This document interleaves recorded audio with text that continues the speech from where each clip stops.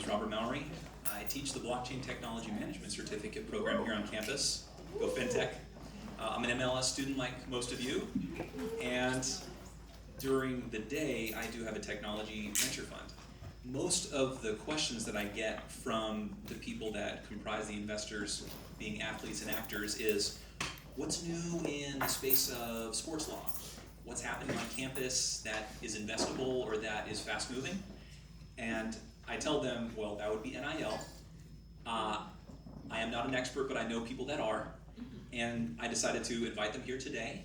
And the people that are wanting to get a handle on this space could be well served by watching the about half an hour long video of what we'll be discussing today. So I thought that we would introduce the panel, Chase, all the way over, and we could just jump into some questions on how things have evolved, what's happened since all this has kicked off 2 years ago. And Chase, want to lead us off? Definitely. I just want to thank y'all for being here. It's good to see all my classmates. Shout out MLS. Here. I'm currently a fifth year here at UCLA. I play football here. I'm doing a master's in legal studies. Focuses on general studies. I really wanted to do the MLS program because I'm self-repped in my talent and marketing career. And I think it's also sort of a trend to be self-repped in the athletic career in general. I think Lamar Jackson showed that with the right expertise and right passion about what you're doing, that law is a lot more accessible, contract law is a lot more accessible than people make it. And I've sort of learned that more throughout this program. But I look forward to discussing the topic of NIL. I think NIL and the impending rev share models that are here in the college athlete space are shaking things up, and I think they'll legitimize the way the NCAA operates. Hi everybody, my name is Michelle Edgar.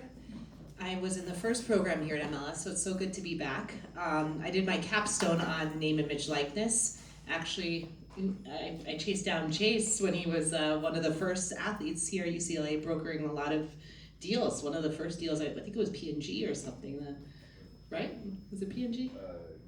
Unilever. So I am currently heading up partnerships for the Compton Unified School District. I also am teaching a Northwestern Law NIL class, which has been super rewarding because if it wasn't for my capstone project, I wouldn't be doing this. So I'm passionate about this. I was in artist representation before in the music industry, so putting together deals and now putting deals together to help change the educational system. And also I'm one of the commissioners in Santa Monica, so across city landscape, that's what I'm passionate about. Hey everyone, my name is Zack. I'm a co-founder and CFO at MatchPoint. We're an NIL marketplace platform, and we also help facilitate payments. A little bit about my background. I went to school also at Northwestern. I played football there from 11 to 16. I got my master's at Kellogg, and then went to work in the financial world for about 6 years, and then pivoted out and wanted to get back into the way of sports. So I was also on the Northwestern football team that attempted unionization back in like 2013 or 2014. So have been in the middle of all of this NIL stuff from before those three letters were ever combined. So it's been a fun ride, and there's a lot to discuss today. Hi everybody, my name is Djenge, and I'm the co-founder and COO of AlphaTrend. We are a technology platform that helps organizations create new revenue streams, and we've been serving the sports industry through the collectives, through the NIL collective. So our technology leverages blockchain and AI to make transactions more efficient and more engaging. So we've done digital collectible programs for various universities and helped athletes raise money through micro donations. I'm happy to be here. So I thought before we started things, we would set the stage a little bit. So all this NIL legislation is very new. It started with California's Fair Pay to Play Act, which passed in September of 2019 and was adopted by the NCAA in 2021, allowing athletes to earn from essentially their name, image, and likeness. And that started in earnest July 1st of 2021. And it's grown quite a bit. So an individual football team, such as the one that Nick Saban leads at Alabama, is pulling $3 million a year for the athletes to distribute in various ways. Its percentages fall into place essentially around visibility. So the quarterback's going to get the lion's share of that, but it's going to do very well for the rest of the team.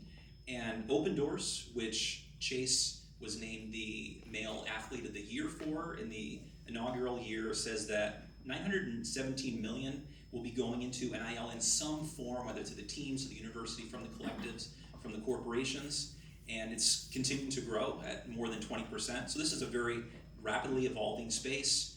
75% of athletes at these top universities that are tier 1 got some sort of deal from a brand, 15% from a donor, and 4% from some type of fan that wants to get back to their alma mater and keep the best talent coming to their alma mater to keep dominating. And it's hitting not only the top schools, but BYU has gotten over $2 million in deals. And while the majority goes to football, almost exactly 50%, 17 goes to men's basketball, 15 to women's basketball. A number of sports that traditionally didn't get the resources are getting enormous amounts of resources, like women's gymnastics. So there's sensitivities and ways that NIL, without any restrictions, benefits a much broader swath of people that you might think. And that's one of the reasons why Chase went to Capitol Hill to defend exactly that. So one of the interesting things that Zack was referencing and that Chase knows well is a lot of the NIL movement started here on campus. So Ed O'Bannon, I believe it is, Chase, in 1995, he led Bruins to a national NCAA basketball championship. And he got into some legislation that Chase could speak to a little bit more thoroughly that really set the precedent that we're benefiting from today. So it's actually an issue that's very pertinent today with the now re-release of the NCAA football games with EA Sports. O'Bannon had noticed that his likeness was being used without any proper compensation in the NCAA basketball game, video game, and he had sued. So there was a case called O'Bannon versus NCAA, and in 2014, the court sided with O'Bannon, and because of that, the game was discontinued. And O'Bannon truly made a sacrifice in this because he received a lot of flack. This was a beloved game. It ended both on the basketball side and football side, the NCAA games that they did with EA Sports.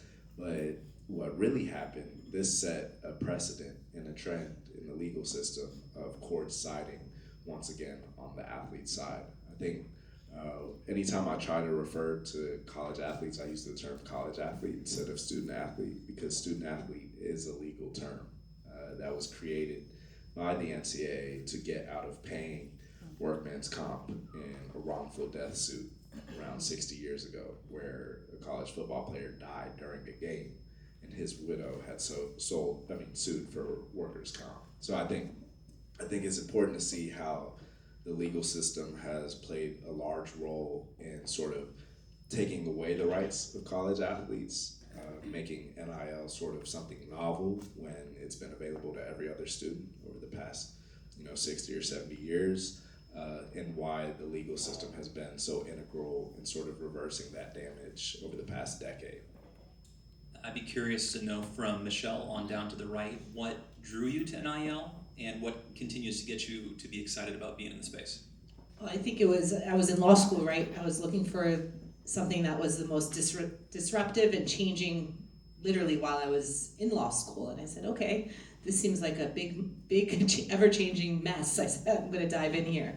So, I was in law school in 2020. So that summer, I decided I'm gonna become an expert. I never did sports. It was more the music industry, but I love, doing talent brand deals. And I said, this speaks to everything that I know. And I'm really all about, making sure students are represented and can benefit off of their name, image, likeness. So it's a very interesting time.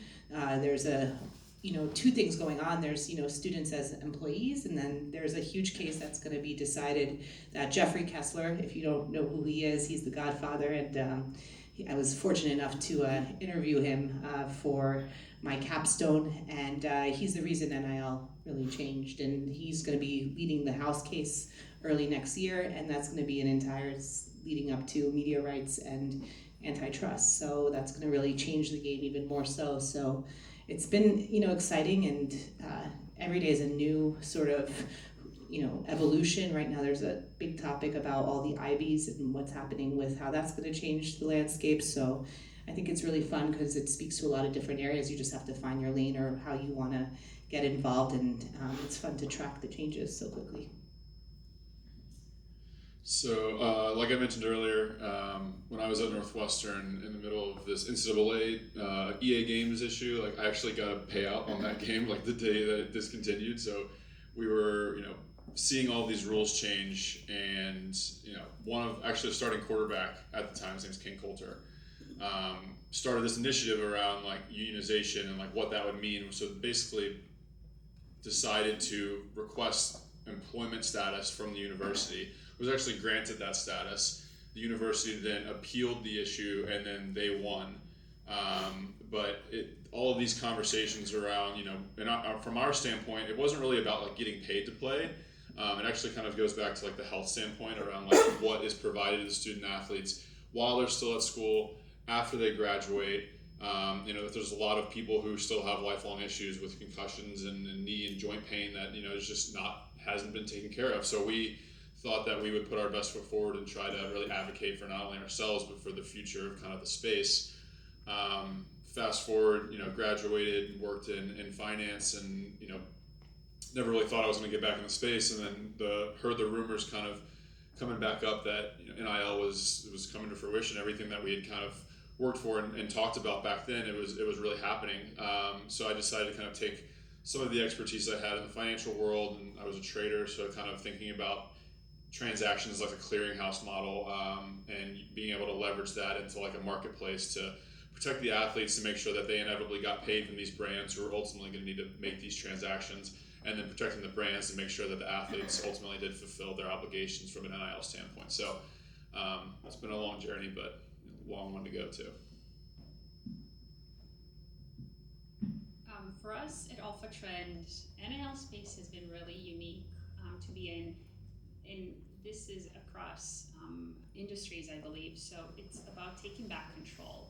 For the longest time, student athletes were exploited for their work, and they were not getting compensated for it. And I think the last wave of regulations is really empowering student athletes to shape their NIL and get compensated for it. And it's not just anymore about the performance, but it's also how you build your brand. So with AlphaTrend, we build solutions. We have former athletes on our team, and we really thought about how can we build tools to support this initiative. How can we build tools for individuals to be able to leverage their fan base and build their name, and then carry that through for years to come. I think one of the elements that you helped me really appreciate that I was not aware of before is the stat that Chase included in his congressional testimony, in that 80% of the NIL dollars that will go to students is from collectives, and you've double-clicked on collectives in a very meaningful way. So what have you seen from approaching collectives and trying to be helpful to collectives that has been colored your execution in this space? Yeah, great question. So when we build our platform, we were trying to figure out who is the best customer for this. Is it the university, is it the student, or collectives? And in reality, student athletes are very tied up with just playing. They don't have a lot of time on their hands, and they need like a talent agent to manage the deals. So that's where collectives come into play. Yet collectives were struggling to find funds for the athletes. They're competing with universities on donor money, and they're leveraging their relationships for brands, but some brands are struggling to enter into a deal if they don't have the licensing rights. So we built this platform for collectives to be able to pull fans and students into this and allow micro donations in a fun and engaging way. So we built a model for collectives to launch one-time digital collectible programs. They involved student athlete images, And then the collectives were able to shape how the athletes get compensated. They gave certain set of instructions to the athletes where athletes were able to just easily follow along, and then they were able to compensate based on how much involvement they put into the initiative. And then Zach, I'd be curious to know from your experience as a player, how that colored the way that you put the platform together in addressing a student's needs while they're in college. Certainly, yeah. We work a lot with collectives as well, and I mean, from their standpoint, I feel like communication and like centralization of deals and that communication all in one place was really like a big focal point of like when we were building out the platform to make it, this is a centralized place you can go to find deals from brands, find deals from collectives, find campaigns to apply to get free gear, and then kind of have it all be kind of integrated into one place. But on the collective side, these groups of donors who are putting their time and effort behind a lot of these initiatives are not being compensated. They're doing this out of the goodness of their heart. They're most likely not getting a tax write-off anymore. So we basically help them on their side as well from like an operations standpoint, making sure that their donor dollars are coming in an effective way, and then redistributing and acting, being a intermediary between the collective and the athlete. And it actually allows us to be a little bit more of a trusted source on the athlete side, because we're not the person who's raising that money to redistribute to them. Like if there's ever an athlete, it's like, why am I not getting paid more? Like I deserve to be, getting X, Y, or Z. Well, it's like, well, we'll relay that message, but as of right now, this is what you're being compensated for, and like in the future, if you have any more questions, ask us. Versus going to the collective who's trying to fundraise and do everything else as well. So, lot to tap in there. And I would just like to chime in because I asked Zack, what are the differences between Open Doors and your platform? And I think it's great, and you should share sort of how you can white label and utilize your platform. Yeah, certainly. So like I said, we built out this marketplace that has all of this complex front end and back end infrastructure. But another layer of what we decided to do when we launched this application last year was actually white label our entire platform so that each university could have their own app in the App Store that they could call theirs, they could send their student athletes to. And from a marketing standpoint, it gives them something to put a little bit of a weight and time behind so that they can market that to local brands. So the taco shop here or down the corner, like they could work with Chasen in a very efficient way. They could find him very quickly, they could make an offer, and then they would be able to reach him in an efficient way, versus there being this larger centralized marketplace, which obviously still exists and is used every day, but it just goes back to branding and what's best for the schools, what's best for the athletes. Now, there are a number of people that are going alone, trying to figure out which brand deals connect with them and what they're trying to build. There are others that are getting representation. Is there something that each of you would pass along to someone that's trying to figure out the NIL space to build their own brand that has been lost? I think it's important to really understand what your brand is, and if you don't know what it is or what the story is that you want to tell, have experts. Whoever comes and approaches you, but also take the initiative. And Chase was brokering all his deals and was on the cutting edge, and it was interesting because I saw him brokering I was tracking all the brands, and then I'm like, wait, he did that one again, and then I started seeing how he was telling his story in the venture community and what he wanted to do around financial literacy, and then he brokered that you were part of the JP Morgan Chase. I was like, wow, this is interesting. It was like two worlds, and as an athlete, but also as this entrepreneur, and what he wanted to create in the venture space. And he then went to representation. So I think it's important to speak to as many people as you can, but take the initiative to find the experts in the companies, agents, management, whoever's interested. Your best friend next door who wants to create your branded business, just get clear with what you want to do your research about what's happening in this space, and then put the pieces together. Yeah, I mean, for me, I had talked to some agents early on. I just felt like no one would be able to advocate or tell my story the same way that I could. And I also felt like I'd be able to source expertise in a way where I'll be self-rep, but I wouldn't be alone. Like, even to this day, like, I'm with Castlewitz, so like, if something goes wrong, I feel safe and know that I'd be protected legally. And through it, it became the best learning experience. I think NIL at heart is just in addition to the total curriculum of what college ought to be. And it puts us on the same level playing field as every other student here. You wonder why professional athletes were going broke at a much higher rate than any other group on campus once they went professional. It was because they were the only group that was banned from practicing any type of professional skills while on campus. We knew how to play our sport, but we didn't know how to pay taxes. We didn't even know how to earn money. Like for a lot of athletes, the first time they're ever paid is that direct deposit on a scholarship stipend check. For me, it was the largest check I'd ever had. I didn't work in high school. My job was school and football.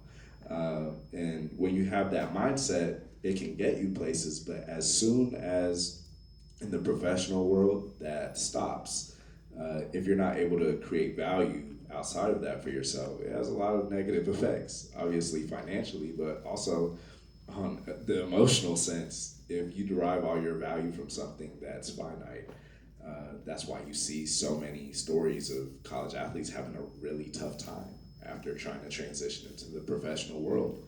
So I look at it as an education. NIL was the opportunity to work with brands, the opportunity to even identify what about yourself you take pride in, and see yourself more adding value outside of just your sport. And I think with the collective side, and now with revenue share coming up with Project D1, athletes are going to be able to capture on some of the value that they create on the field, which I think legitimizes the industry and puts us as an industry in the same way as other leagues that make billions of dollars like the NCAA, or other industries that are able to sell these mega contracts to the Foxes, the NBCs, and the CBSs. And I would argue that even if you are rep, like to this day I'm still self-rep, I consult on the representation side, which has taught me another sort of way of looking at it, because I am my own agent now. I work at an agency. But I would say even if you are represented by an agent, which probably most of the top earners are,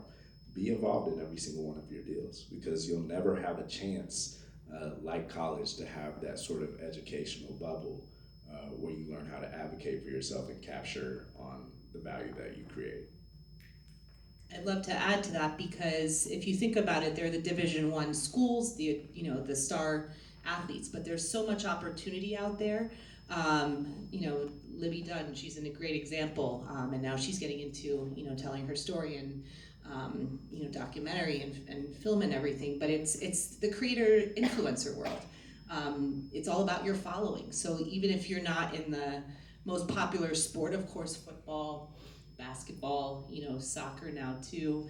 UCLA has a bunch of really super soccer players, but volleyball. Olympics is around the corner. Volleyball is coming to Santa Monica. It's the biggest sport for 28 coming. So it's all about storytelling, and you might not be the one brokering the huge $6-figure $1 million deal, but you could get into film. You could get into starting a nonprofit that could help really change a lot of people's lives. So I think there's a very interesting entrepreneurial way to dive in and have impact. And it's not just about getting that one brand deal, because brands want more than just writing that check now. They want to know that it's super authentic, and how are they going to reach and get the most amount of impact through storytelling.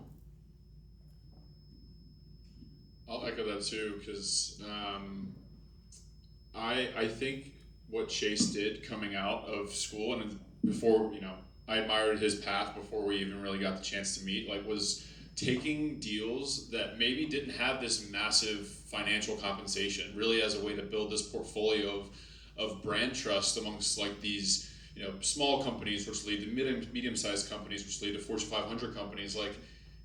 Having that resume, really, I think, I wouldn't want to speak for him, but it seemed like it allowed him to project and promote himself up that path in a much faster trajectory. I do a lot of deals with a lot of kids, and I think sometimes I had a girl today, maybe it was a competition, but she turned down a decent sized deal from a reputable company, and I imagine that the dollar amount was a question mark, and it was a 4 or 5 figure deal, and I'm like, why?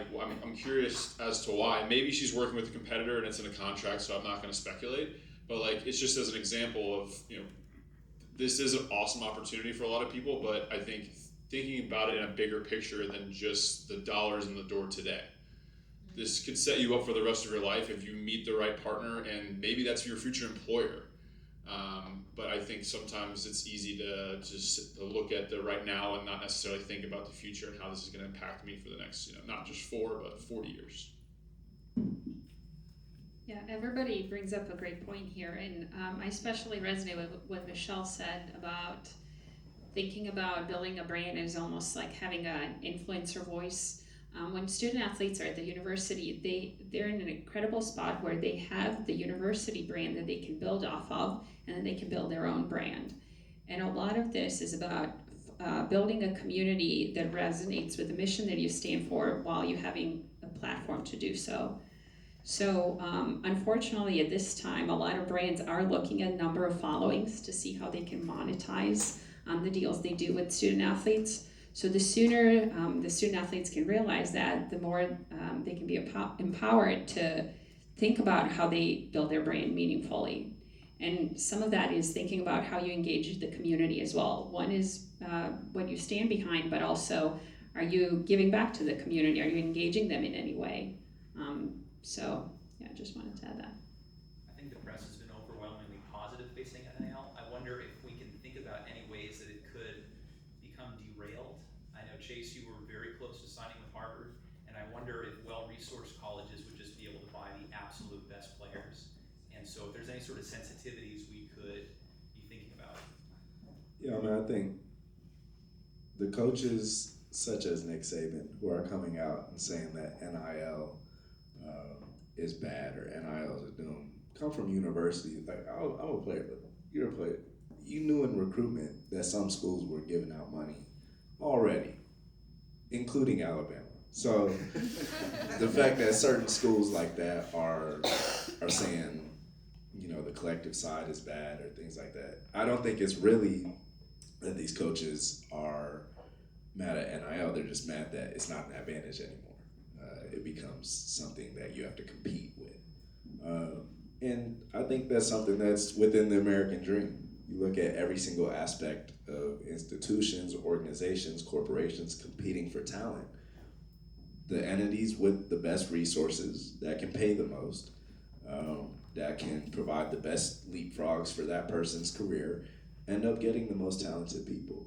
And that's just how the market works. I think in the realm of college athletics, the NCAA has gotten away with operating as a cartel, as an anomaly, to where they fooled themselves into thinking that this is the structure that is present in every other fabric of America, when really it operates as a complete anomaly. You look at even other leagues like the NFL or the NBA, folks are like, well, what happens when the players are employees? Well, the same thing that happens in other leagues. If you want to cut them, then you better pay the buyout. Same thing that happened at A&M. You want to fire Jimbo Fisher, he's still spending his $73 million. So, there's protections in place for if, colleges and college athletes end up getting the employee status across the board. I think when it comes to the negatives of NIL, every young market has bad actors. And a lot of these collective deals that are going wrong need to be mitigated, both to protect the athletes, but also the school's brand will. There was a case where Rashada, a quarterback, was going to Florida for money that was promised him that ended up not being there. And so he had to go somewhere else. Those are real cases, but they're also a very small fraction of the way most of NIL works. And in the long run, in all free markets, the bad actors are weeded out. Because now, once schools are able to pay athletes directly because of new proposals from the NCAA, that'll weed out all the middlemen donor organizations that are basically creating losses both for the athletes and the donors that they're working with. I think the for-profit collectives that are set up in a way where they do generate actual value for the athletes and the school and those who invest will be empowered going forward. I'm most excited to see the sort of power struggle and transitions. The NCAA has played a very important role, but I think you're going to see more power through these power conferences. And sort of, you've seen what happened here in California with UCLA changing conferences, and I think that the conferences are going to be even more in the forefront of making a lot of influential decisions, especially when a few of these cases in the next less than a year get determined. Chase hit on revenue share a couple times, and I think it's a great concept. I think it's something that's going to work, but it is something to potentially be wary of if done incorrectly. Where if the schools are truly the facilitators of the money and it's a revenue share based on money coming into the university, not necessarily based on like television eyeballs or anything like that, we're talking about school revenue.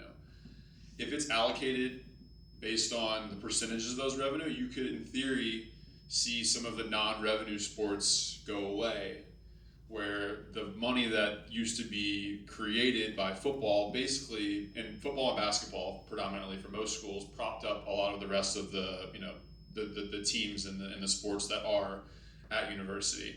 Now, I think the solution to that is the television and like eyeball component, where if you're playing a football game and there's 5 million people watching, and there's ad dollars being generated off of that viewership, then sure, have that trickle down effect be a real thing. But doing it from a school standpoint, I think could potentially create some issues. And then we haven't really even talked about a Title IX component, which is another big portion of this. Yeah, I wholeheartedly agree, and I think we're going to see collectives working more closely with the universities. I mean, the point of NCAA ruling was to help all sports be revenue generating. So I think we're going to see collectives working alongside universities to help raise money. Yeah, and just to sort of address some of the concerns as far as a rev share model, I think it's important not to think about this issue from a standpoint of scarcity. All of NCAA is funded in 3 or 4 weeks in March with March Madness. That literally funds all NCAA operations. When we look at how much schools spend on the actual athletes, it's in between 10 and 15% of the revenue. So it's between 10 and 15% is being spent on the athletes currently. It covers everything in the athlete experience. I think new models will look at the media revenue dollars, like what you were saying, and allocate a larger percentage to athletes. That way, room and board can still be covered, scholarship, housing, all of that, in addition to a direct payout. What this will look like is a shift in the percentages. However, for the first time ever, college athletes will actually be stakeholders in the product that they put out there. What you'll do is you'll gain 120, for football, you'll gain 120 new brand ambassadors for your school that have a stake in getting people to every single game, that have a stake in staying later to put a better product out there on the field, because that means Fox pays their conference more. And I think you'll see through the NCAA's actions that it's extremely feasible. If the NCAA thought that Title IX wouldn't be feasible or thought that other sports wouldn't be able to continue, then they would not release a proposal saying that revenue share along with Title IX protections should be happening. I think the NCAA looks at the numbers and they understand it's possible. I think public sentiment is saying the same thing. The courts are definitely saying it. And there's definitely going to have to be concessions made as college athletes are deemed employees. We've been working for a long time as employees without the protections as such. And when that changes, it's less of an even ethical or what's right or wrong. It's just about what is. If college athletes are operating as employees, and that case goes to the NLRB, they're going to have to continue designating that college athletes are employees. And if you don't want us operating as such, then stop making us operate as such and expecting that from us. I think also there's still a lot of speculation around how all of this is going to play out. But I could see a real situation where football and maybe basketball spin off from the NCAA and become their own individual entities. And there's been a lot of talk around what that looks like. And I think thinking about Title IX specifically, that seems to, anything I can conceive, that seems to be the main real way that you're going to be able to have this entity that's separate from the NCAA, that's almost governed by a different body. What that is and what that looks like, I don't know. And in an election year, I can't imagine trying to figure out how all that's going to get pushed through. But I don't know. I still have a really hard time thinking about how the schools are going to be able to distribute money equally and like make sure everyone is on like the same playing field and happy. And you're right, concessions are going to have to be made, and I don't know who's making that concession. Is it the school? Is it the women's lacrosse team? Like who's making the concession? But the bottom line is there is no equal playing field. That's the issue. Like if you're at one of the other, maybe not Division I, you're not getting the same resources. You're not getting the same education, understanding what to do and make sure you're protected, taxes, implications, all these things, possibly losing your scholarship. Like there's a lot of issues that that's what concerns me, because here at UCLA, we're at one of the top, performing schools, but what about those that, not everyone's getting an NIL deal, but, HBCU I think is super important as well. What's happening in that landscape. So just making sure everyone has the knowledge and resources, because there is not that standard go-to portal where you can go and you have to dig. I remember when I was doing my capstone and I looked at all the schools in the state of California, and then I went to Illinois and I took a few and contrasted, and I was digging on the sites to try, all the information was different. I think there has to be some kind of better organization, standardization. I think that's the piece that we're really missing in all of this. I definitely think the spinoff for football and basketball, if it goes down the road, definitely hurts smaller schools, like in a big way. Yeah, I would just contend with that by saying the NCAA and media dollars are already not really funding those smaller schools. No. When you look at the way a small school is funded, maybe 5 or max 10% of their athletic budget is coming from the NCAA. The majority of it is from student fees. So it'll be with their student council government to decide whether or not their players are compensated. And if they're not able to compensate, then don't require the same out of those players. I think the way we're thinking about this seems so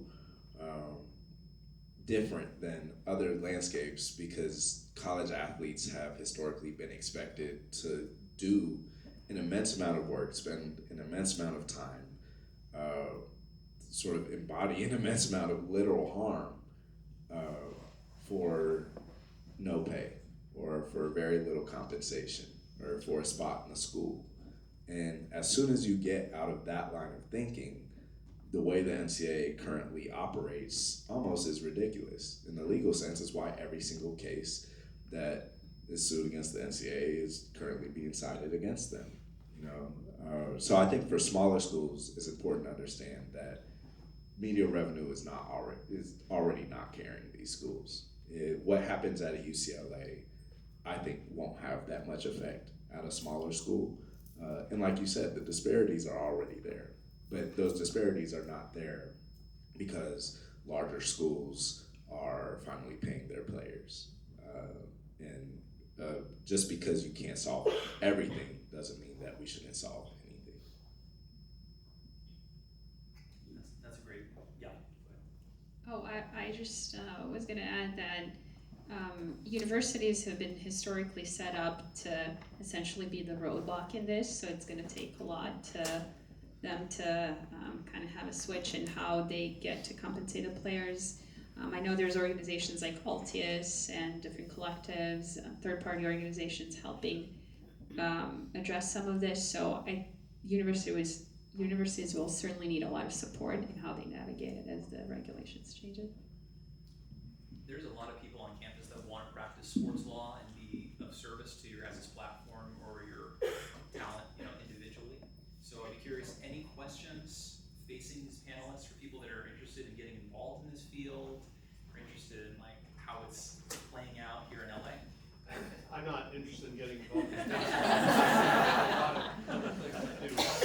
just wanted to pick up on a couple things that Jason and other people were saying about the NLRB. Where is the union movement in all of this? NIL is kind of an individual solution to these problems of being an employee who doesn't get perhaps what they deserve, but there are obviously also collective solutions. And, where is the union movement? Is the union movement making, interacting with athletes and sort of where might that go?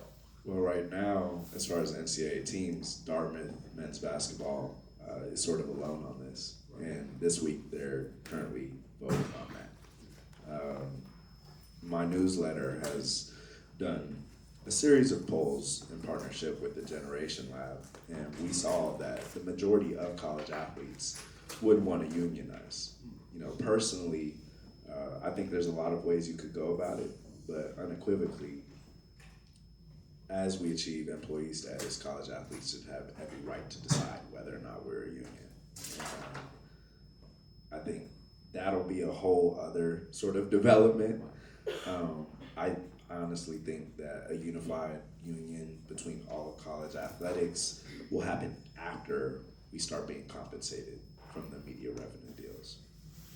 When you say unionize, because this was a big point of contention, like at the Northwestern thing, do you mean against the NCAA or against UCLA football versus UCLA? Because I think there's a big difference. Yeah, I think it sort of just depends on the model that happens and how we're classified as employees.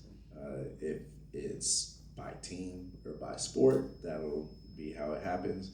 If you being an NCAA athlete or you being a college athlete means you're a member of that union, then it'll be a little bit more widespread.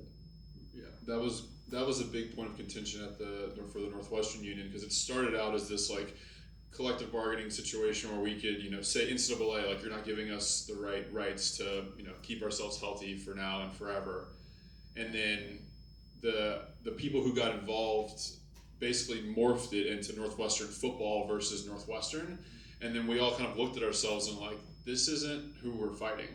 We were happy with our coaches, we were happy with everything that was going on internally.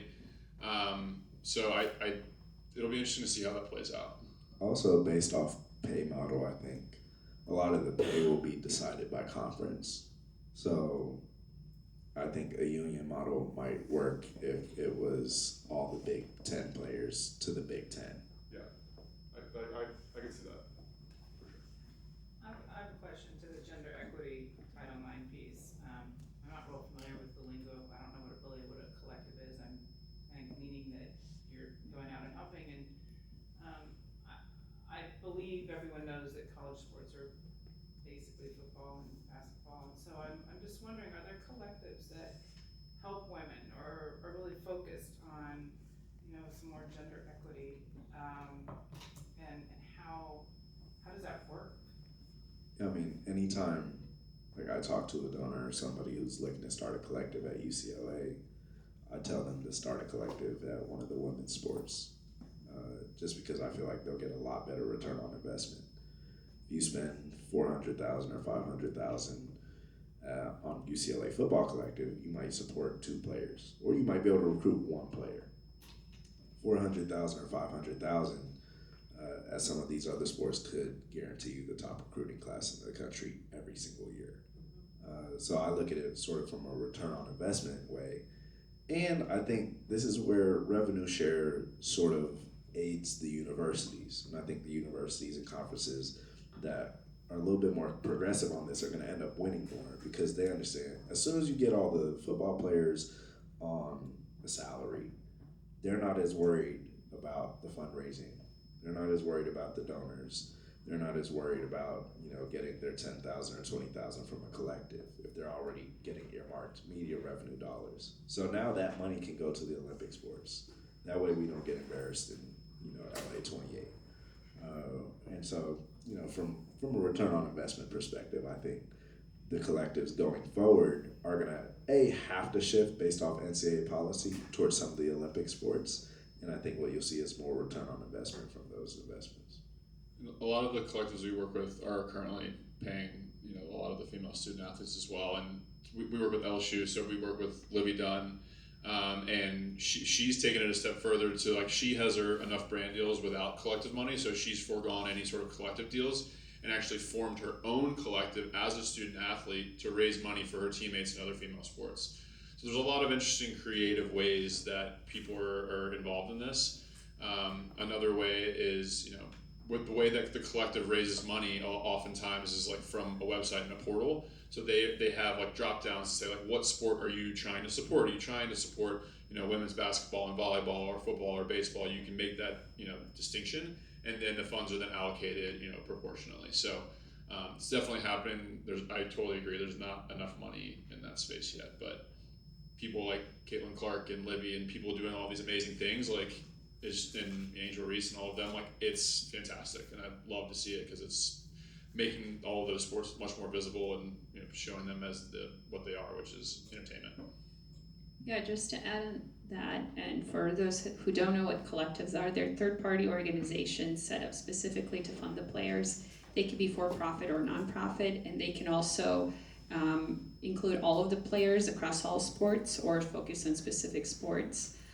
Collectives traditionally get money from donors and brand sponsors, and each one's set up differently. Collectives could also work with brands to influence them in pulling female athletes and female sports into it. But yeah, it's on a case-by-case basis. We've got time for one more question. Hi, Tina, this is more of a technical question. I was just wondering, are the collectives, because AlphaTrend works on blockchain, correct? Yes. Are the collectives set up as their own nodes, or do you guys just host the one-time digital collection programs for them? So the way we work with collectives is they own the entire ecosystem. So we are a white label technology provider that gets collectives set up with a digital storefront on top of their collective's website that can engage fans, students, alumni into micro donations in a fun and engaging way. So the way we've worked with collectives is we would educate them on how this process works. They were able to choose a blockchain of their choice, and then they choose what product they wanted to tokenize and then benefit from. So in the way we worked with collectives is they would pull which athletes they wanted to help with. They used athlete images and used brand logos, and then they launched that on the blockchain. And through that model, they were able to engage the fan base, but also create a direct relationship with the fans where they could continue and bring other brands, brand deals in and engage the same fan base. Thank you. Thanks for everyone coming today. And for our panelists.